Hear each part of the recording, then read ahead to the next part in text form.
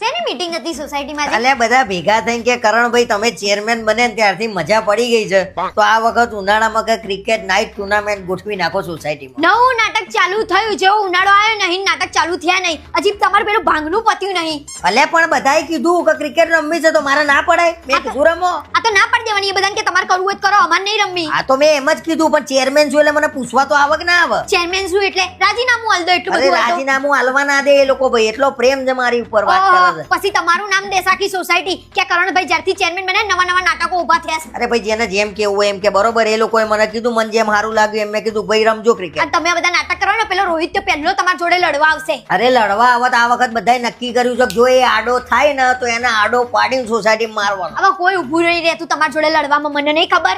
અરે યાર તારે બધા ક્યાં પડવાનું છે, પણ એ અમારે જોવાનું અને છે ભાઈ. તમારી આ ઉંમર છે દડા બેટ ટીચવાની. આ તો અમે થપ્પો રમીએ ભાઈ, નાના કીકાન જેમ. આ તો થપ્પો રમો તોય હારું, આ શરીર ઉતરે તમારું આ બોલે તો જેવું. ક્રિકેટમાં શરીર ઉતરે એટલા માટે તો નક્કી કર્યું છે બધાએ. આ, અને રાતે મોડા જેવું થશે ને, બહાર જઈને નાસ્તા કરીને આવશે એટલે શરીર વધારશે. અરે ભાઈ એ બધામાં તારે ક્યાં પડવાનું છે?